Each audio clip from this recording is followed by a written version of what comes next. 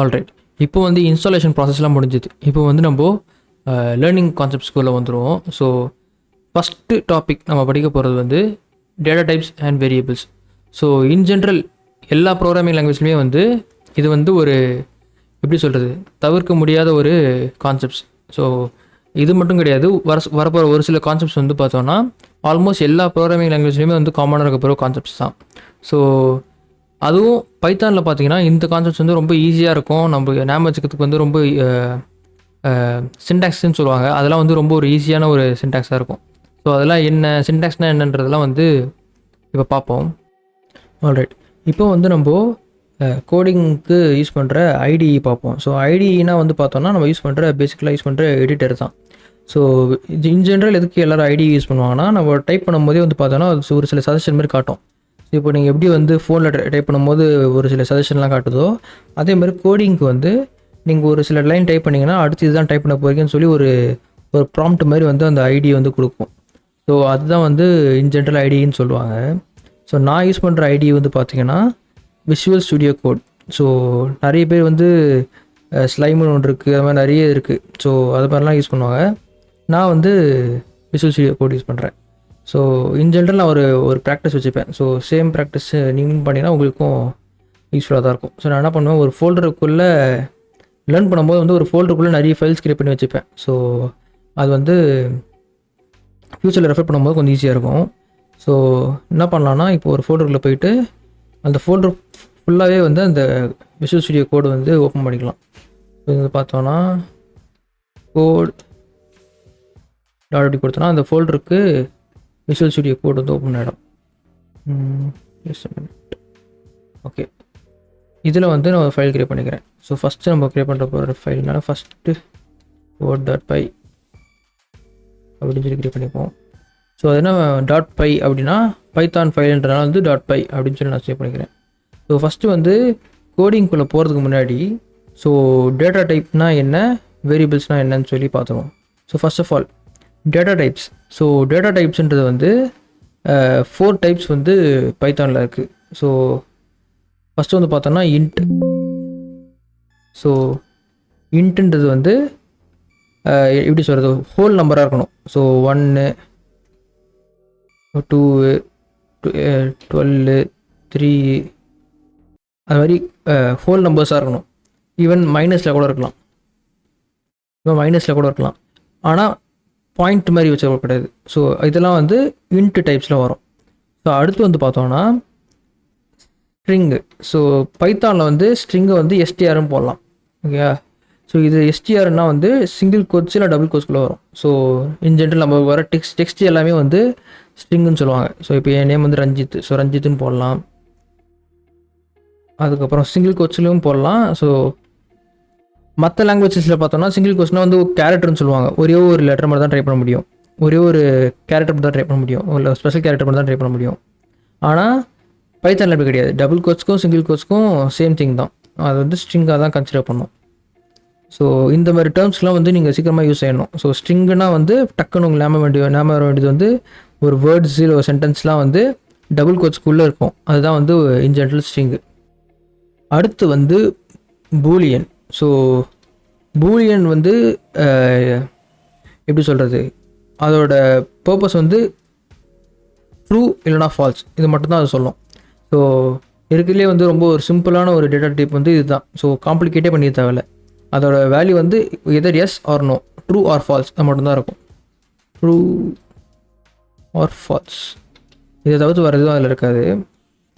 அதுக்கப்புறம் ஃபைனலாக இருக்க டேட்டா டைப் வந்து என்ன மிஸ் பண்ணேன், ஸ்ட்ரிங்கு இன்ட்டு ஃப்ளோட்டு தான்.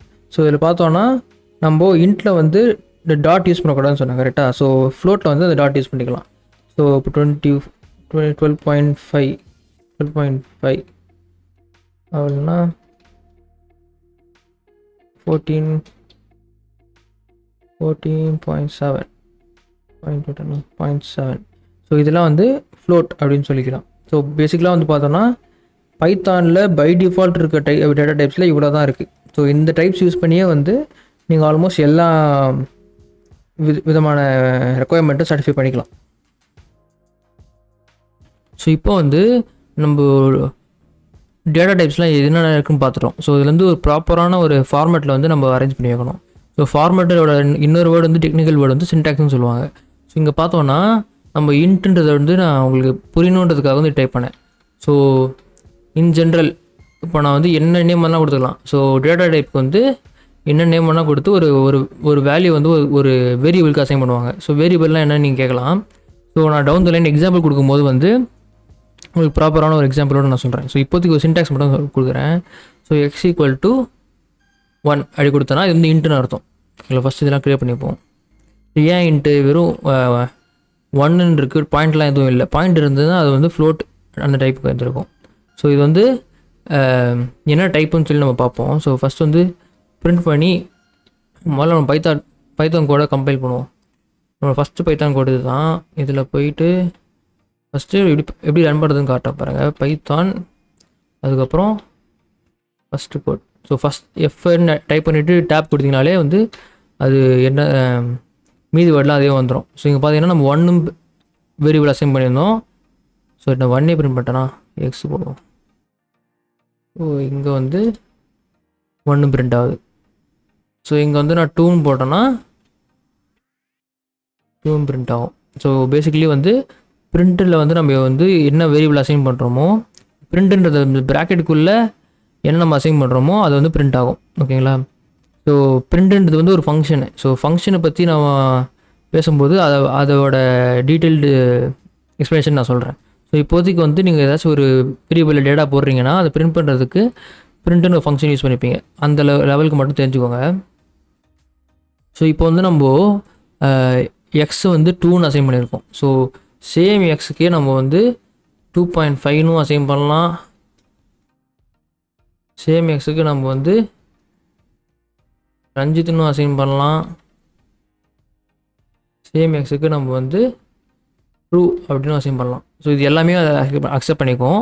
ஸோ இதுதான் வந்து பைத்தான் லாங்குவேஜோட ஒரு uniqueness. So high level languages like Java, .NET இதெல்லாம் வந்து ஒரு வேரியபிள் வந்து நம்ம டிக்ளேர் பண்ணிட்டோம்னா அது ஸ்டார்டிங்கில் என்ன டேட்டா டைப்பாக வந்து நம்ம டிக்ளேர் பண்ணோமோ அதையே வச்சு தான் வந்து நம்ம ஃபுல் அந்த ஒரு வேரியபிள் நேம் வச்சு அந்த வேரியபிள் நேம் வந்து இன்ட்டுனா இன்ட்டாகவே தான் ஃபுல்லாகவே இருக்கும். ஸோ ஆனால் பைத்தானில் மட்டும்தான், பைத்தான் மாதிரி ஒரு சில லாங்குவேஜஸில் மட்டும்தான் அது வந்து டைனாமிக்காக சேஞ்ச் ஆகிட்டே இருக்கும். ஸோ இங்கே பார்த்தோன்னா நம்ம எதுவுமே ஸ்பெசிஃபை பண்ணல. ஸோ இதுவே .NET இருந்ததுன்னா இன்ட்டு எக்ஸ் ஈக்குவல் டு அப்படின்னு சொல்லி வந்துருக்கும்.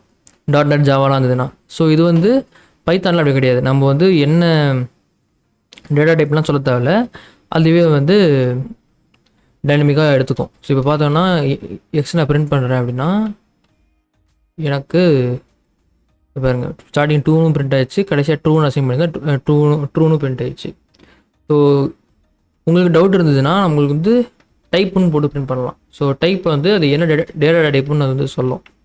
இங்கே வந்து பார்த்தோன்னா கிளாஸ் ஆஃப் பூலியன் அப்படின்னு சொல்லியிருக்கு. ஸோ அது வந்து பூல் டேட்டா டைப் அப்படின்னு சொல்லி காட்டுது. ஸோ உங்களுக்கு எப்போல்லாம் வந்து இது என்ன டைப்புன்னு தெரியல அப்படின்னு நினைக்கிறீங்களோ அப்புறம் டைப்புன்ற ஃபங்க்ஷனுக்குள்ளே போட்டு அதை வந்து ஒரு பைத்தான் ஃபங்க்ஷனுக்கு நடுவில் போட்டு வந்தீங்கன்னா அப்போ வந்து அது என்ன டைப்புன்னு சொல்லி நீங்கள் தெரிஞ்சுக்கலாம். ஸோ இந்த எக்ஸுன்றது வந்து வேரியபிள். ஸோ இந்த எக்ஸுக்கு ஈக்குவல் டு அப்புறம் இருக்கிறதுலாம் வந்து டேட்டா வேல்யூஸ் இதெல்லாம் வந்து அதோட டைப்ஸ் வந்து டேட்டா டைப்ஸ்னு சொல்லுவாங்க. ஸோ இது வந்து இன்ட்டு, ஸ்ட்ரிங்கு, பூலியன்னு சொல்லி டைப்ஸ் இருக்கும். ஸோ இதுதான் வந்து வேரியபிள்ஸ், இதுதான் வந்து டேட்டா டைப்ஸு. ஸோ இதை வந்து இதோட என்ன ப்ராப்ளம் வந்து இது சால்வ் பண்ணுறதுன்னு நம்ம பார்ப்போம். ஸோ நம்ம வந்து ஒரு ரியல் டைம் எக்ஸாம்பிளாகவே போவோம்.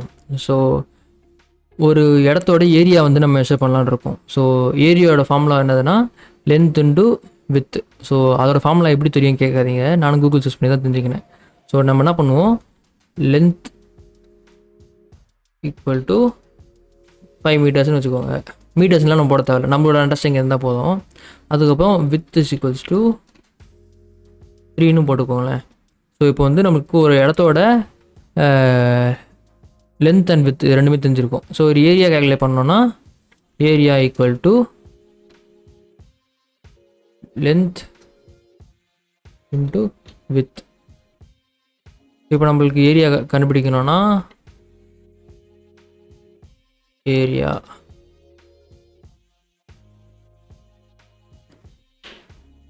பிரிண்ட் ஆகுது.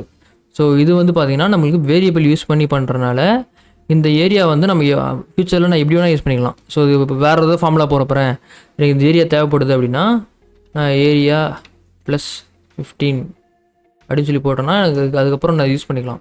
இப்போ வேறு ஒரு வேரியபிளில் டெம்புன்னு போட்டு நான் இந்த ஒரு ஏரியாவை நான் மல்டிபிள் பிளேசஸ்லாம் யூஸ் பண்ண முடியும். ஸோ வேரியபிளோட சிம்பிள் அட்வான்டேஜ் இதுதான். ஸோ இப்போ எக்ஸாம்பிள் நான் ஒன்று பண்ணுறேன். ஸோ இந்த வேரியபிளே யூஸ் பண்ணாமல் நம்ம யூஸ் பண்ணியிருந்தோம் அப்படின்னா எப்படி இருந்துப்போம் பார்ப்போம். இப்போது பிரிண்ட்டும் போட்டு இந்த area of this rectangle this அப்படின்னு போட்டு நம்ம லாஸ்ட்டாக நான் போட்டோம் 5 into 3 5 into 3 இது போட்டால் இப்போவும் பிரிண்ட் ஆகும். பட் ஆனால் இந்த 5 into 3யோட வேல்யூவை நம்ம திரும்ப யூஸ் பண்ணுற மாதிரி இருக்கும். ஸோ எக்ஸாம்பிள் நான் வந்து எனக்கு வேறு ஒரு இடத்துக்குள்ள வந்து இது தேவைப்படுது. டெம்புன்னு ஒரு மெஷர்மெண்ட் இருக்குன்னு வச்சுக்கோங்களேன். எப்படி ஏரியா மாதிரி அதுவும் ஏரியா வால்யூம் மாதிரி அதுவும் ஒரு இதுவும் வச்சுக்கோங்களேன். ஸோ இப்போ நான் வந்து ஏரியா ப்ளஸ் லாஸ்ட் டைம் நான் போட்டேன் ஏரியா ப்ளஸ் 5ன்னு போட்டேன்னா ஸோ ஏரியா ப்ளஸ் 5 இப்போ யூஸ் பண்ண முடியாது. நான் ஒவ்வொரு தடவையும் வந்து இதை யூஸ் பண்ணிகிட்டே இருக்கணும். 5 into 3 அதுக்கப்புறம் தான் 5 அதுக்கப்புறம் பிரிண்ட் டெம்ப் அப்படின்னு சொல்லி நான் ஒவ்வொரு தடவையும் போட்டுருக்கணும். பட் அதுவே வந்து நான் இப்போ நான் வேரியபிளாக வச்சுருந்தேன்னா நான் எல்லா தடவையுமே வந்து அந்த ஏரியா ப்ளஸ் 5 அப்புறம் நான் கீழே எத்தனை தடவை கேல்குலேஷன் யூஸ் பண்ணாலுமே அந்த வேரியபிளை மட்டுமே நான் ரெஃபர் பண்ணிப்பேனே தவிர்த்து இந்த கேல்குலேஷனை நான் அகைன் பண்ண தேவையில்லை. ஸோ இது வந்து ஒரு சிம்பிள் எக்ஸாம்பிள் தான். ஸோ நீங்கள் ரியல் டைமாக வந்து ப்ராசஸ் பண்ணும்போது வேரியபிள்ஸ் எல்லாம் உங்களால் ஒன்றுமே பண்ண முடியாது. லிட்ரலாக அது வந்து நீங்கள் ஃபீல் பண்ணுவீங்க. ஸோ இந்த தாட் ப்ராசஸ் வந்து நீங்கள் சீக்கிரமாக பழகிட்டீங்கன்னா சீக்கிரமாக வந்து பைத்தன் லேர்ன் பண்ணிக்கலாம்.